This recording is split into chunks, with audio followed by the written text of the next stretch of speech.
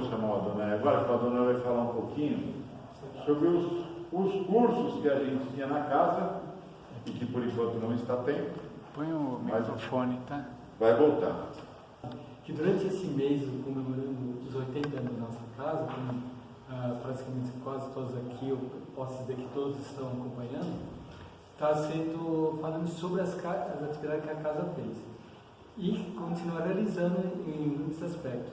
Muita história aconteceu nesse meio tempo.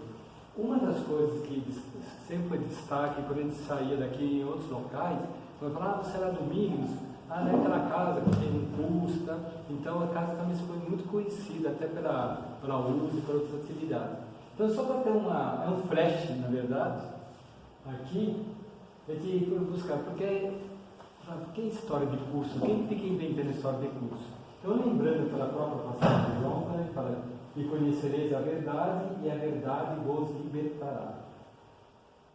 Aí numa psicografia de Emmanuel Xavier, ele fala que a doutrina espírita é aquela em que se permite o livre exame, com um sentimento livre de compreensões dogmáticas, para que a fé contemple a razão face a face. Ele remete àquela parte do Evangelho, que nós sobre face a face, pelo exemplo do mundo.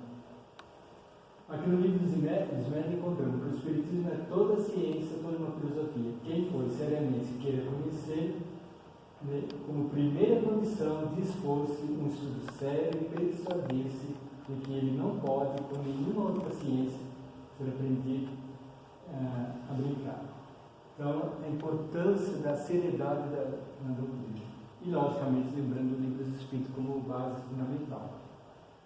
Aí, pensando nisso, ao longo dos anos, o Ministério criou os cursos dentro da casa. E a ideia não é para ele dar diploma, fazer uma universidade, o que for, mas assim para poder dar informações gerais a respeito do que a própria doutrina propõe. E aqui é apenas um exemplo, lógico que os cursos começaram lá nos anos 70 na nossa casa, mas aqui é apenas um exemplo como que nós estamos divulgando em certo momento. E tivemos o curso básico de Espiritismo, aplicação de passos de fisioterapia, aprendiz do Evangelho, estudo da mediunidade, comunicação verbal, atendimento fraterno, entre outros que surgiram. Só lembro que esse aqui do comunicação verbal foi um curso que foi feito em conjunto com a AD, que é a Associação dos Divulgadores do Espiritismo, que até nós fizemos uma sala aqui em cima, um dia inteiro, né, até o almoço teve. Aqui, para o meu almoço, é um pessoal que está se encerrando de um dos cursos que a casa teve, porque, além de tudo, reforça o lado da amizade e no final que é uma confraternização. Isso aqui foi o curso que eu falei, né, quando eu participaram. Aqui algumas das pessoas que participaram dos cursos, a própria dona Ana, eu queria fazer uma referência a ela, porque ela foi uma das pessoas muito entusiastas para os cursos. Falou, não, a gente precisa. Ela é frequentadora lá da Federação Espírita de São Paulo, e ela falava que as escolas lá. Então ela gostava muito dessa ideia. Realmente trouxe essa ideia juntamente com outras pessoas, e foi assim, de muito proveito até nos dias de hoje. Né? Aqui é uma turma também que fez um curso recente nos últimos que a gente participou, né?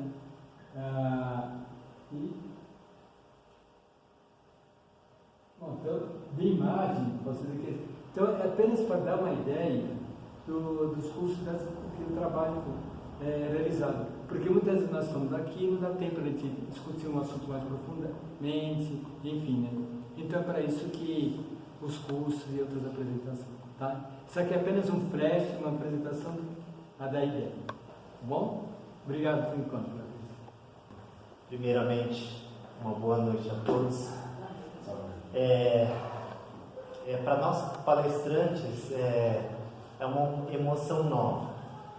Depois de tantos anos, né, afastado, e não afastado da doutrina, mas não fazendo palestras presenciais, às vezes ficamos sob a impressão de que perdemos a capacidade de nos comunicar, de transmitir uma informação coerente, correta, reflexiva, que possa tocar as pessoas.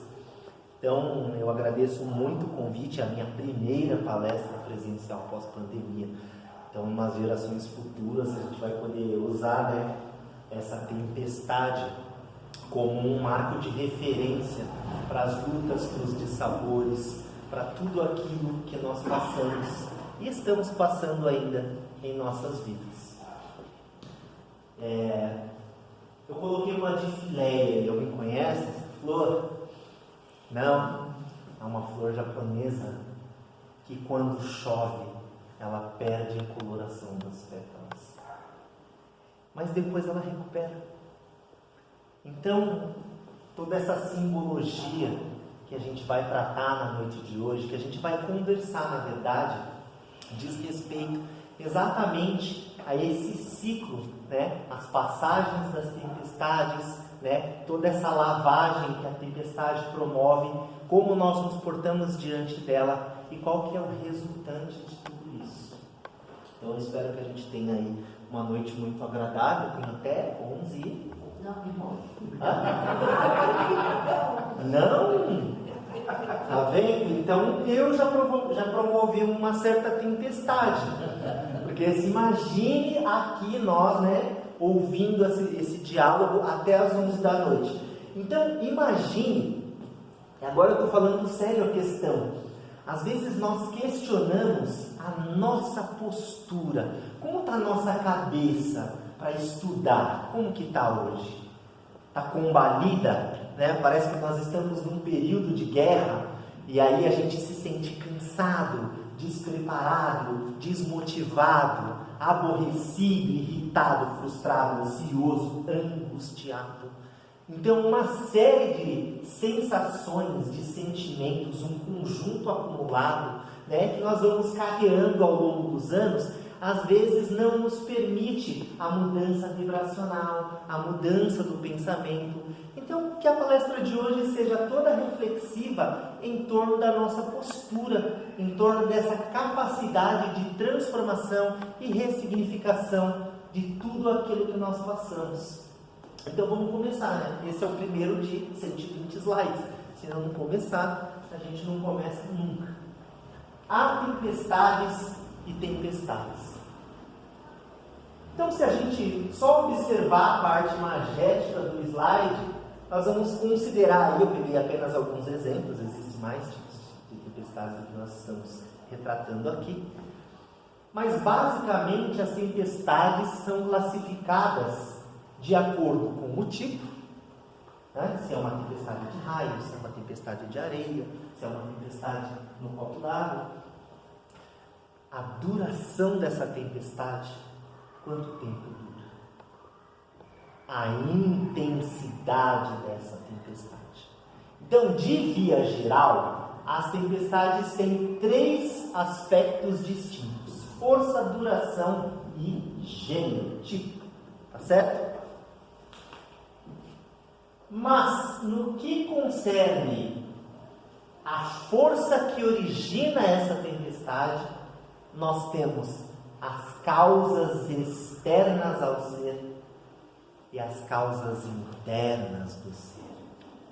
As causas externas do ser são os fenômenos que nós vislumbramos o tempo todo. Então, pegando literalmente a tempestade, né? Está chovendo forte, com raios, trovões, né? Um vento muito forte. Essa tempestade, ela é promovida por forças da natureza e a gente não tem esse poder de brecar tempestade nenhuma, mas a gente tem o poder de reclamar. Então, geralmente, quando nós estamos passando as vicissitudes, os problemas, né? As nossas querelas da vida, nós nos voltamos contra o tempo no sentido de clima. Está muito calor, está muito frio, mas está chovendo demais, mas não está chovendo. Então, muitas vezes, nós utilizamos a reclamação como instrumento de mudança. Mas agora, no centro espírita, todos irmanados na doutrina, usando da melhor reflexão, né? Estamos aqui imbuídos dos melhores pensamentos, a gente se pergunta: vale a pena? Vale a pena reclamar tanto? vale a pena se irritar tanto? Então, nossa principal preocupação vai ser o agravamento da tempestade a partir da nossa postura, da forma como nós estamos enxergando a vida, da nossa falta de resiliência. Todos nós já ouvimos de alguma forma, podemos não saber de cor, a parábola do joio e do trigo, certo ou não? Então a gente tem lá o senhor, dono da fazenda, e de repente à noite alguém vai lá e semeia o joio na fazenda dele. E aí, quando o joio é acusado pelos servos da fazenda estar ali em meio à plantação do trigo, qual que é a postura do Senhor? Cortemos tudo? Não. Espera-se crescer para que se veja as consequências do crescimento de cada uma dessas plantas. Na sua fase mais germinativa, arbustiva, muito difícil de reconhecer as diferenças entre o trigo e entre o joio. Mas a partir do momento que essas plantas ganham um desenvolvimento, é possível que se você apare apenas o joio. E na nossa vida, quem planta o joio? Nós mesmos plantamos o joio. Porque quem tem acesso à fazenda do teu coração é você.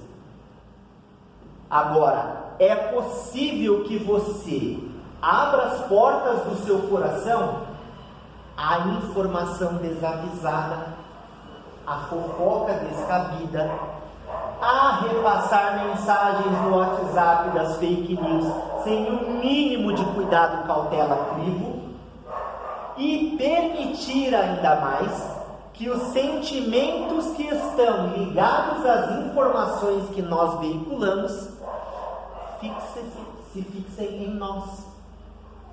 Então, quando nós estamos como elemento transmissor da informação, nós fazemos parte dela. E essa informação passa a se impregnar em nós.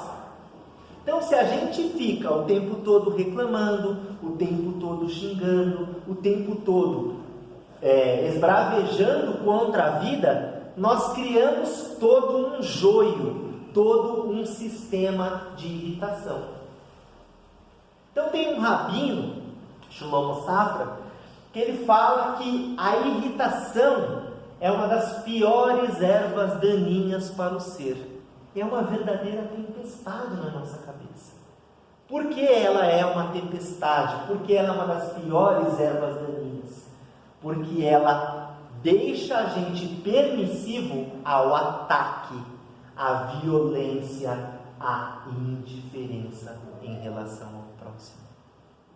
Então nós vamos chegando a um estado de morbidez emocional, e a nossa sensibilidade na espiritualidade, na boa palavra, na boa palestra, na boa informação, passa a não mais nos visitar o coração.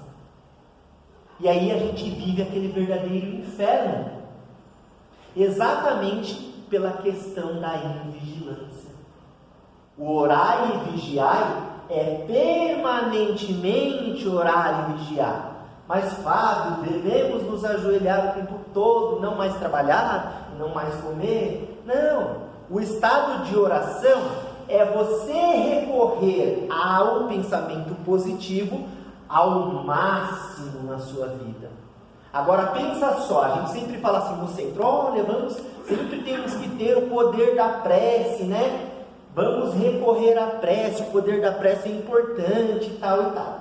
Aí o fulano pega um carro e vira um assassino. Ele passa a identificar o outro veículo como seu oponente, não como uma pessoa que precisa da mesma via pública para chegar a um destino. Aí ele briga lá, ele chega no trabalho, ele não suporta fulana, o chefe dele é ruim, é uma droga, o trabalho dele não presta, ele ganha mal, ele reclama, xinga, esbraveja, participa dos piores tipos de conversa, chega em casa mais irritado do que quando saiu, e aí à noite bate aquele remorso, sei lá, né? Nossa, o chefe, meu Deus, passei o dia inteiro aqui, deixa eu fazer uma prece. Vai ser bom? Lógico, a gente não vai falar que não vai ser bom. Mas se nós formos utilizar uma matemática simples da quantidade de energia que esse ser gerou durante o dia, no âmbito negativo da coisa, ele se impregna e isso vai se acumulando, né? Conforme o tempo vai passando, de uma forma negativa muito grande, que a prece é um pequeno alento para ele. Então a gente precisa fazer essa modificação das nossas atitudes mentais, das nossas atitudes emotivas.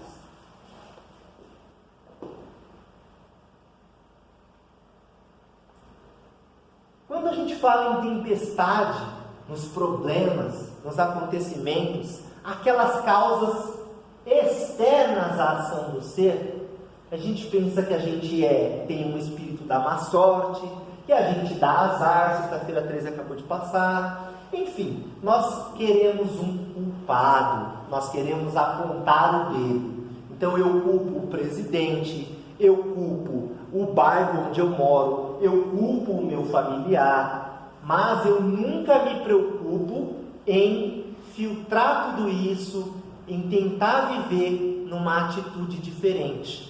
Obviamente que nem tudo na vida é culpa dos outros, algumas coisas é culpa nossa, e nem tudo na vida é culpa nossa.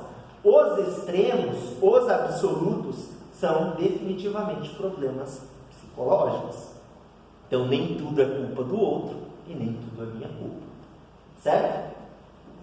Lá na questão 536 do Livro dos Espíritos, o Kardec vai perguntar: os grandes fenômenos da natureza, os que se consideram como perturbação dos elementos, são devidos a causas fortuitas ou todos eles têm um fim providencial? Será que a gente dá para a gente extrapolar esse questionamento apenas para a tempestade material, com chuva, trovão, vento, etc.?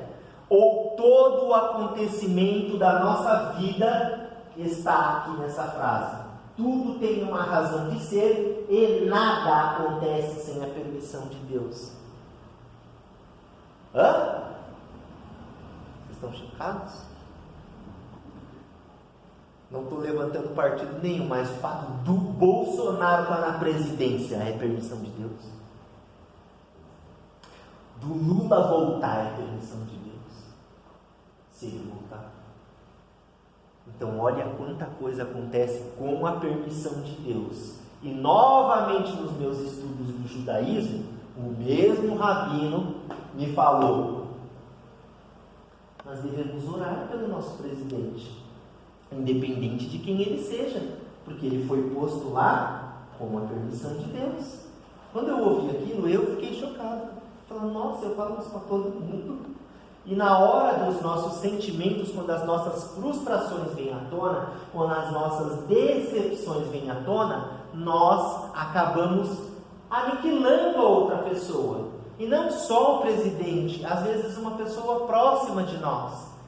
Quando essa pessoa não cumpre as expectativas que a gente exige para elas, as transformações que a gente exige para elas. E é perigosíssimo o estado em que nós todos coparticipamos de espíritos pseudo-sábios, recém-iniciados no processo de moralização espiritual. Nós queremos exercer a capacidade do julgamento. Nós acabamos nos sentindo senhores da verdade e gostaríamos que o tempo das outras pessoas fosse igual ao nosso. Nós passamos a impor às outras pessoas a atitude que nós achamos mais adequada. Então, quando a gente chega, geralmente no lar, a gente vem com essas decepções que nem um trem, né? Para cima da outra pessoa: levanta daí, faz isso, não faz isso, onde você foi, por que você fez isso? Ou seja, nós demonstramos de uma forma muito mais espontânea, muito mais natural, aquilo que nós esperamos do outro. E nós criamos para o outro uma série de problemas também. Obviamente que pela convivência, As pessoas são colocadas ali, né, pela lei de sociedade, a fim de que essa permuta de ações, de sentimentos e de palavras possam produzir uma resultante benéfica para ambos. Nós não podemos, olvidar, esquecer esse tipo de fator que é importantíssimo dentro do seio familiar. Mas muito mais do que isso, nós também precisamos promover a motivação, às vezes buscar as ferramentas adequadas para essa motivação ou para o início da transformação e exercer a nossa paciência. Porque a nossa sementeira é livre, O crescimento, a germinação dependem de Deus, da própria pessoa. Então nada vai acontecer no nosso tempo. Tudo vai acontecer no tempo de Deus. Às vezes, esses fenômenos têm o homem como razão. Aqui os fenômenos meteorológicos, atmosféricos mais especificamente. Mas na maioria dos casos, entretanto, visam o restabelecimento do equilíbrio das forças da natureza. Então a tempestade, via de fato, apesar da sua violência, da sua intensidade, ela é gerada todas as vezes em que há um desequilíbrio das forças da natureza. E a mesma coisa dentro de nós. Se nós estamos o tempo todo inflamados para realizar uma coisa, exaltados, irritados, nas partes emotivas mais ligadas à tristeza, ao isolamento, ao afastamento, à melancolia, também nós estamos agravando, mas também nós estamos criando tempestades para nós mesmos. Então toda essa dinâmica da nossa vida precisa ser reavaliada. Estão me ajudando aí com a questão do tempo. Observem, a gente tem um barco de pesca, a gente tem um bombeiro aqui pronto para realizar o seu trabalho, E cada um vai encarar o seu destino de uma forma diferente aqui. São dois problemas que a gente tem, duas situações que a gente tem. Um está aqui enfrentando tempestade no mar, precisa pegar uma quantidade de peixe, etc. O outro vai entrar num incêndio. Então, tudo na vida, isso espiritualmente falando ou materialmente falando, nós precisamos de um equipamento correto. Qual é o nosso equipamento correto? Qual que é o nosso equipamento correto para as coisas do dia a dia? Nosso corpo, não é? Faz parte desse equipamento correto a boa alimentação, o descanso, o exercício físico, o relaxamento, a meditação e o rock and roll. Não faz parte? E o pagode? O pagode faz. Olha só, a gente é permeado de ondas, Se a gente for estudar um pouco de física ondulatória, nós vamos ver que nós somos permeados de ondas. Então, se eu vou num show de rock, eu saio de lá como, não é? Eu tenho que dar uma vibrada, tenho que dar uma pulada, às vezes faço um bate-cabeça.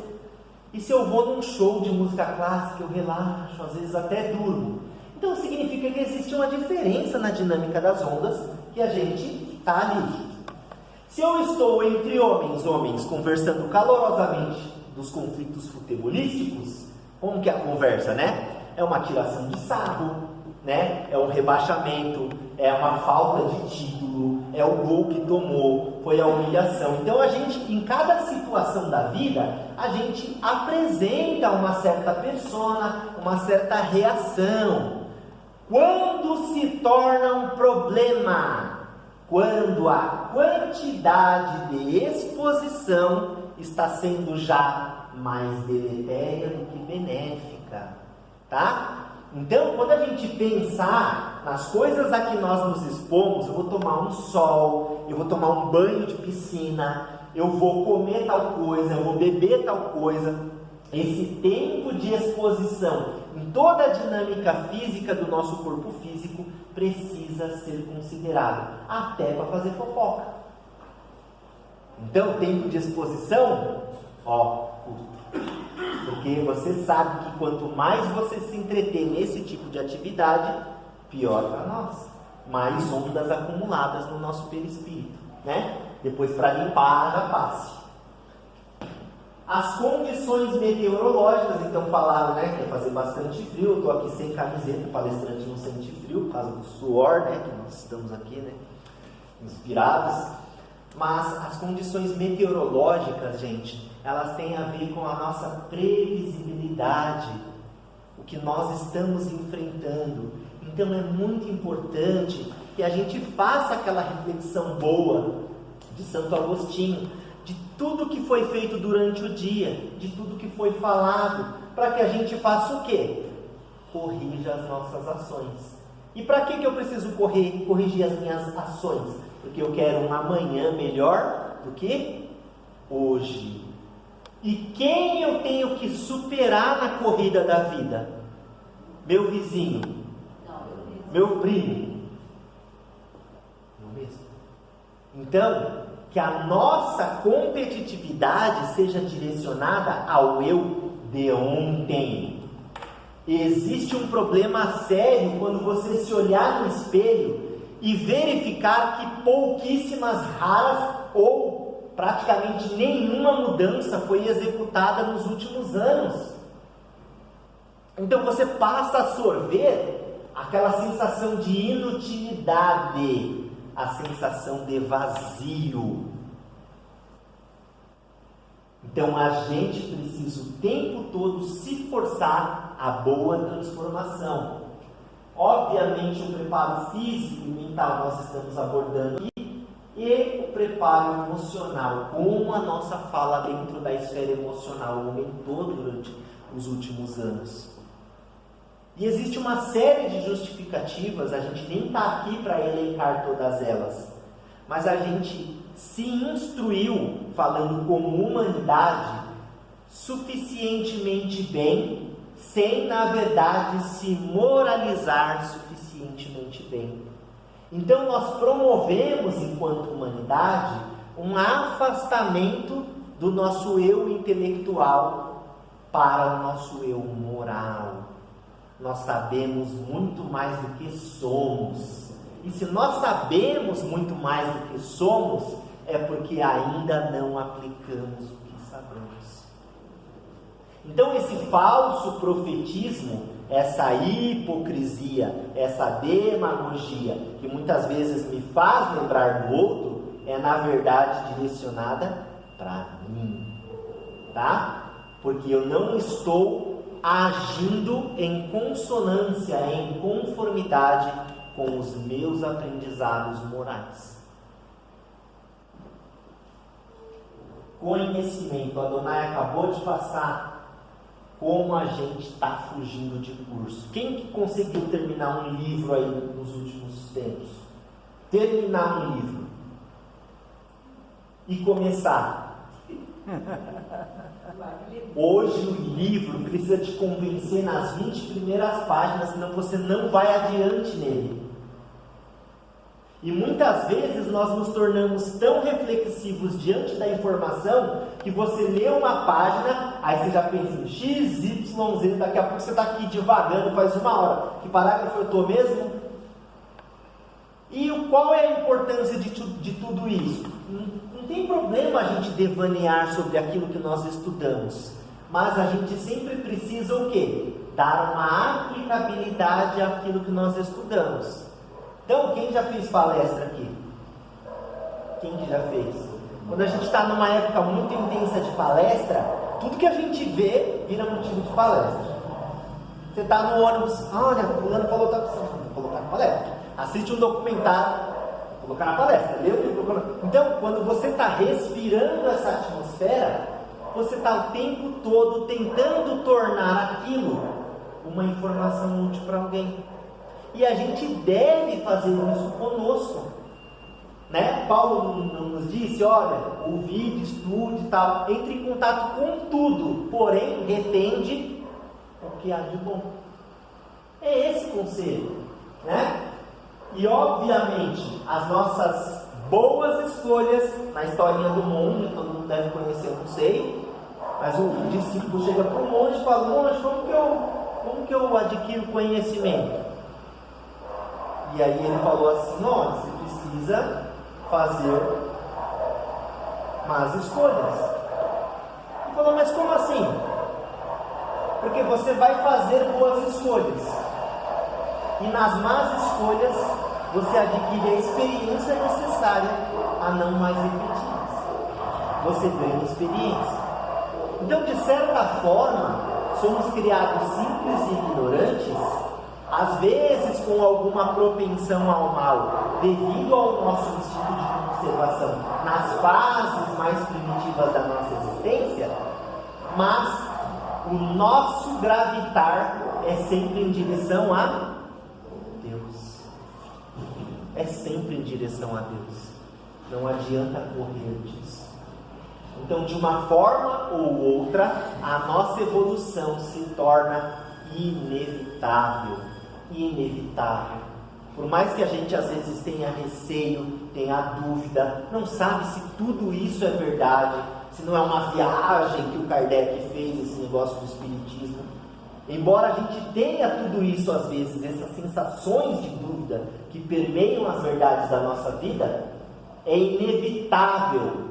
A morte é inevitável, é um momento que vai acontecer para nós. É inevitável a perda do ente querido, é um momento que vai acontecer para nós.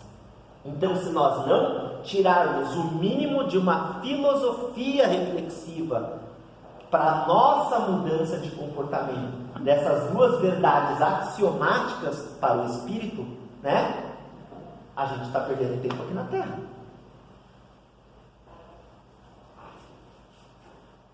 Gente, é sério, ainda tem um monte de slide.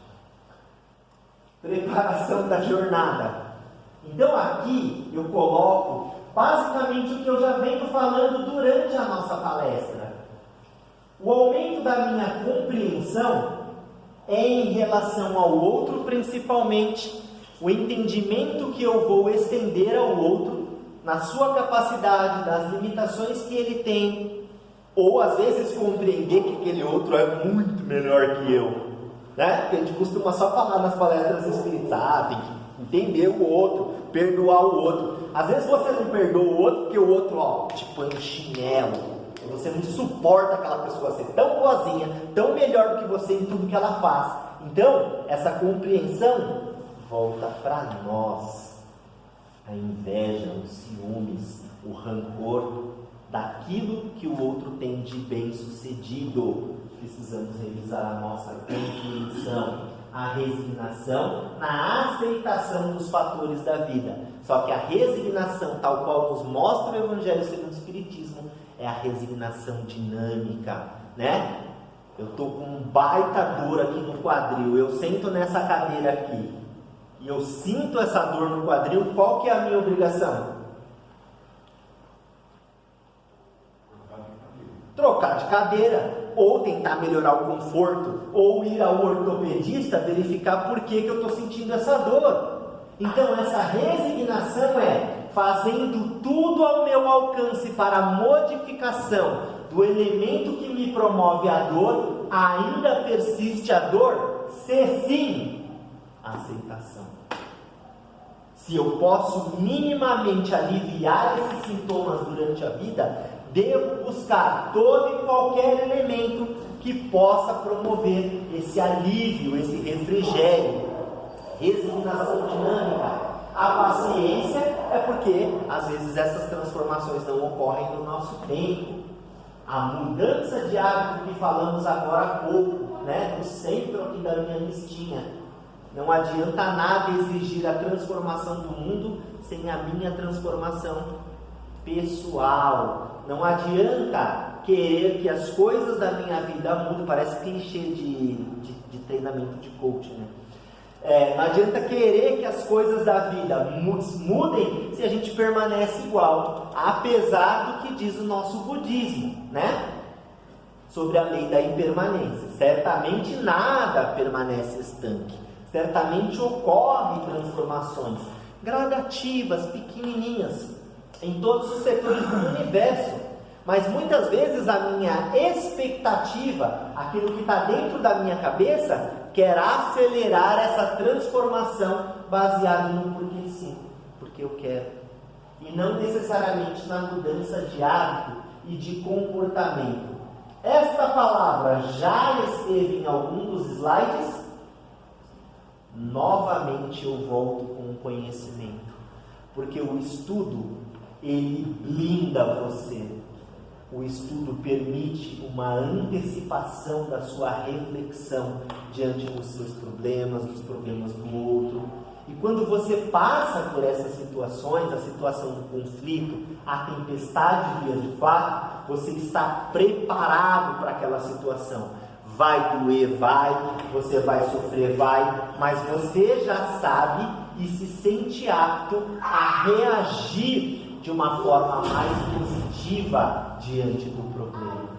A experiência, novamente, oriunda de tudo isso daqui sendo aplicado à nossa vida. E importante que, havendo compreensão e resignação, também haja fraternidade, onde eu promovo o quê? A extensão do pouquinho que eu consigo dar, mesmo com todas as minhas imperfeições, mesmo com todas as minhas limitações. Não existe ser encarnado na Terra que nada consiga doar de si próprio, que nenhum bem seja capaz de fazer a outrem. Todos nós, em cada esfera de ação, temos a capacidade e o dever de transferir o nosso melhor às outras pessoas. E aí, a gente começa a falar de fortalecimento, que está lá na pergunta da palestra. Saímos fortalecidos? Então vamos lá. Para eu sair fortalecido, primeiramente eu preciso entender o que aconteceu. Meu Deus do céu, choveu aqui? Está só os destroços, né? Então eu preciso fazer a revisão do problema. Como eu me comportei, se eu estava preparado, se eu não estava. Quão intenso foi isso? Quanto da minha energia custou? Gente, viver não é fácil. A gente às vezes vive sob um pensamento de que a gente não tem esse direito, né? De às vezes cair. A gente pode cair, mas a gente também tem a resistência e a obrigação de levantar. Se até os mundos são classificados, né? A gente fala, olha, tem os mundos inferiores, mundos de provas e expiações a qual a Terra pertence, o mundo de regeneração. Quando a gente vai na classificatória dos mundos de regeneração, os espíritos falam, olha, é um mundo intermediário onde os espíritos descansam após a batalha. Descansam após a batalha e aurem novas energias para uma ascensão espiritual. Então isso significa que a nossa batalha espiritual cansa, ela desgasta você. A pandemia toda, o isolamento, tudo que foi transformado socialmente falando, desgasta você. E o que a gente faz com uma bateria gasta? Recarrega no nosso caso. Se a gente falar descarga, então vai todo mundo para o precipício, né? Mas na verdade nós recarregamos, ou nós cotizamos e contabilizamos onde estamos perdendo mais energia, tá bom? A gente trabalha com a parcimônia da energia. Para os próximos problemas, refletindo sobre esses próximos problemas, a gente prevê algumas coisas que podem acontecer, mas que não necessariamente vão acontecer.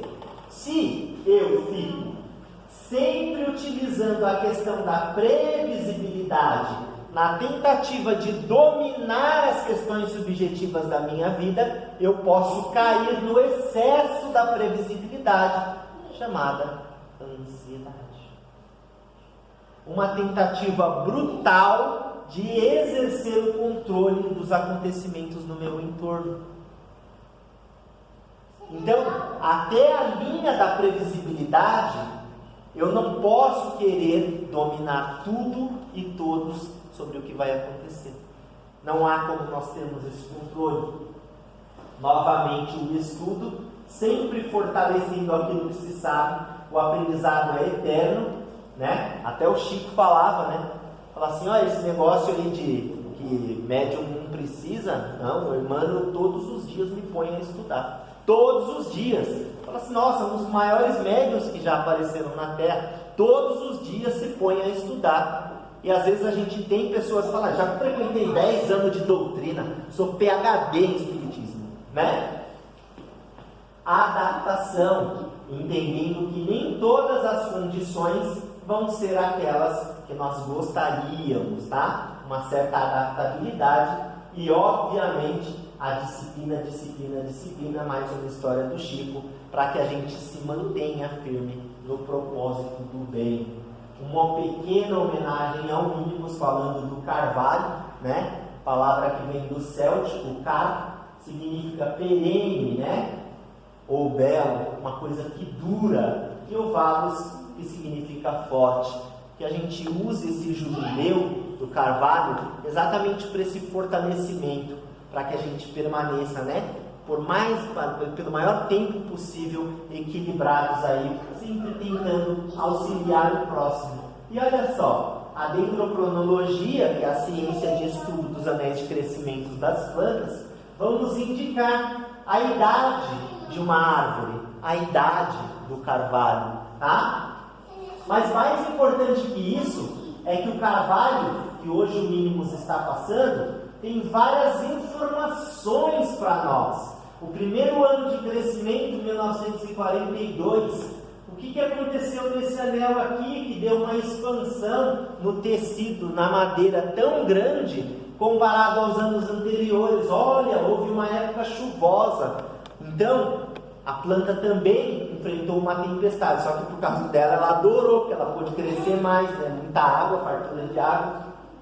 Houve uma época de pouquíssimo crescimento entre um anel e outro, então ela leva a estação seca e até uma cicatriz de incêndio.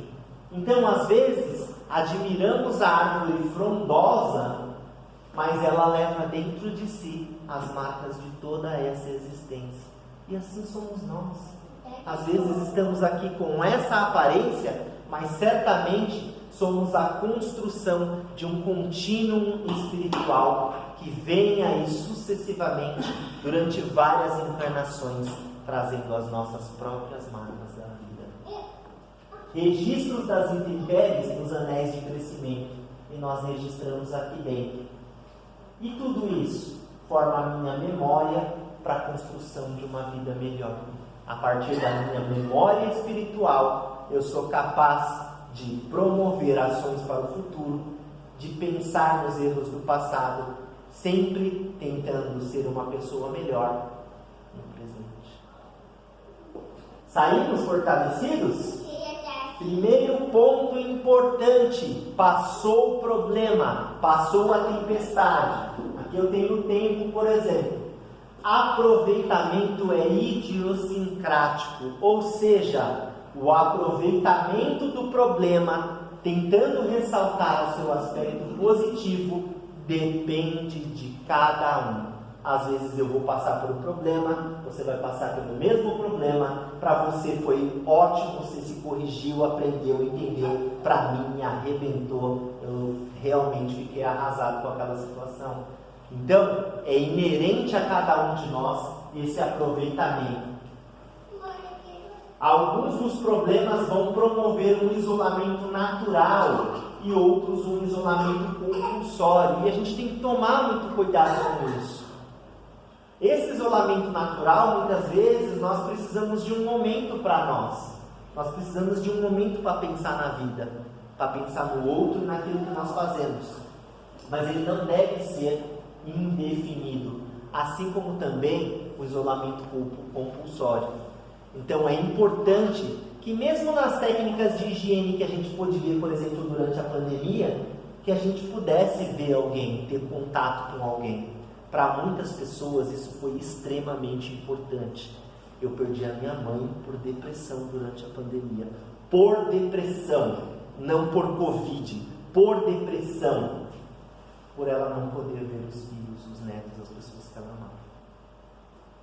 Então, para a gente pensar bastante nas medidas que nós tomamos no amor que às vezes nós precisamos, no contato que nós precisamos ter com as pessoas, porque cada um desses fatores vai influenciar a vida delas e a nossa.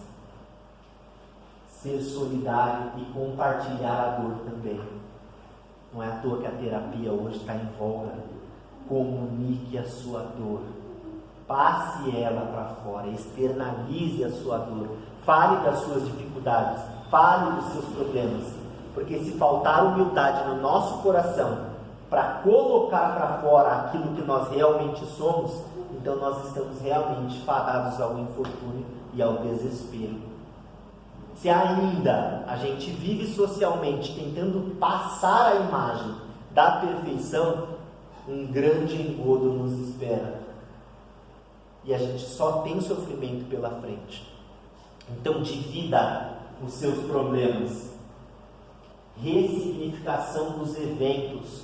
Tudo pode ser ressignificado. Observe a dinâmica pedagógica dos 5 primeiros capítulos de O Evangelho segundo o Espiritismo. No primeiro capítulo do Evangelho segundo o Espiritismo eu não vim destruir a lei. A presença do Cristo, da verdade do alto, não quer aqui nesse momento, independente da tua religião e da tua crença, rasgar a tua crença e a tua religião, aquilo que você sabe. Eu não vim destruir a lei. Se o Cristo fosse aquele cara bem chegado, ele ia chegar com a mão no bolso e falar: relaxa, amigo, eu só quero bater um papo com você. Eu não vim destruir o que você sabe e o que você sente, mas dar nova destinação ao que você sente e ao que você sabe. Depois ele fala: o meu reino não é deste mundo. O que acontece? Se tudo aquilo que nós pensamos de posse material, de disputa, da vida que nós levamos, se nós sofremos, se nós passamos fome, se nós passamos por qualquer tipo de dificuldade, a presença do Cristo e a promessa de que esse reino não pertence a essa escala material, abre um leque de possibilidades em relação ao nosso sofrimento e o porquê nós estamos sofrendo. Então a gente precisa suplantar esses pensamentos imediatistas e a gente começar a se disciplinar no presente por um futuro melhor. Além de falar que o reino não é deste mundo, Cristo fala: há muitas moradas na casa do meu Pai. Existem muitos lugares e cada um deles vai abrigar pessoas diferentes, de graus diferentes. Então não se preocupa que você vai ficar isolado, sozinho e abandonado. Você pertence a algum lugar no seio do Pai, no seio de Deus. E se você pertence, teu vizinho que ouve som alto também pertence. Aquela pessoa que te irrita também pertence. Então eu preciso entender que somos todos imperfeitos, crianças ainda em matéria de maturidade espiritual, tentando engatinhar para Deus. Então eu preciso entender e ter paciência com essas pessoas. Aí sim o Evangelho segundo o Espiritismo entra. Ninguém pode ver o reino do céu se não nascer de novo, para lidar com a minha impaciência da transformação. Mas eu sou tão imperfeito, daqui a alguns anos eu posso morrer. Vai valer a pena começar um trabalho todo agora? Quando na verdade nós temos muitas vidas sucessivas para comportar as nossas falhas do hoje, para que a gente possa sublimar e burilar o nosso espírito pouco a pouco. Aí sim o Evangelho começa a falar da tua dor em Bem-aventurados os aflitos. Primeiro ele te ressignifica toda a questão da tua existência, para depois falar: tudo bem, agora pode me contar, o que está doendo? Você nem quer mais contar. Mas depois do capítulo 6 é o Cristo Consolador. Desenvolvimento da fé. Aqui é um ponto, talvez um dos pontos mais importantes da palestra. Prometo que eu vou terminar. Um dos pontos mais importantes da palestra. Nós evoluímos um pouco intelectualmente. E conforme a gente vai estudando isso, sociologicamente falando, muitas pessoas desenvolvem um certo ceticismo. Tá? Um filtro tão forte que eles acabam por duvidar até daquilo que eles mais acreditavam. Será? Isso está na boca do povo. Eu ouço demais. Então não é incomum a gente pensar que fenômenos do ateísmo, do agnosticismo, doutrinas mais materialistas, o niilismo, que nos falam do livro dos Espíritos, possam hoje estar aí voltando à tona. Porque as pessoas desenvolveram uma frieza em relação à fé. Então a gente precisa voltar a nutrir a árvore da fé através de tudo isso que a gente está fazendo. É a palestra, é o passe, é o envolvimento nas tarefas do centro. É tudo isso. Porque sem a fé, a gente perde a esperança. E o mundo fica muito mais preto e branco. Nos passa o Cristo uma série de diretrizes evangélicas que eu gostaria muito de ressaltar mais, mas até eu tenho um pouco de cuidado em relação ao tempo da casa. Mas ele nos mostra um paradigma mais universalista, pense mais no próximo do que no eu, né? A busca sempre constante do altruísmo, a descentralização do eu, o apego do desapego, que tanto nos falava também Siddhartha Gautama, né? O amor ao próximo, o sacrifício, a humildade, ser grato por aquilo que nós temos, entendendo que milagre é tudo isso que nos serve. Se a gente fosse estudar o corpo biológico, as moléculas, as células, as enzimas, todas as substâncias, até a interação atômica de cada uma delas, a gente ia perceber que a gente é um milagre existencial, só falando do corpo físico. Imagina de perispírito, espírito, encarnação, e das galáxias e dos sistemas, e tudo isso que a gente descortina hoje pela ciência e pelo espiritismo. Imagina a imensidão que a gente não tem aí pela frente. A gente só aprende repetindo. O ciclo da vida é assim, de dias e de noites, e a gente vai o tempo todo fazendo. E com certeza a prece daqui, porque é a oralização, a externalização daquilo que nós estamos sentindo perante Deus. E para terminar, uma frasezinha do Chico, bem simples, de que nas tempestades tudo tem seu apogeu e seu declínio. É natural que seja assim. Todavia, quando tudo parece convergir para o que supomos o nada, eis que a vida ressurge como carvalho, triunfante e bela, novas folhas, novas flores, na infinita bênção do recomeço. Agradeço imensamente. Uma boa noite. Nós aqui agradecemos, viu, Fábio? Eu fui tão legal, né? Eu fui legal porque vocês não conheciam o Fábio? Sabia que ele chamava Fábio? E o cabeçudo aqui, quando apresentou ele, não falou que ele chamava Fábio, né? Então agora eu vou apresentar ele. Fábio Cabral. É tarde, né? Pessoal do Vírus. Não, a gente fala, é que nem você falou aí, né? Estamos dando umas pisadinhas na bola, mas a gente chega lá. Fábio, É tarde. muito obrigado por você ter trazido essa mensagem maravilhosa que você trouxe. A casa está sempre de portas abertas. Espero que essa seja a primeira de muitas visitas aqui na nossa casa. Seja sempre muito bem-vindo e muito obrigado. Obrigado. Tá?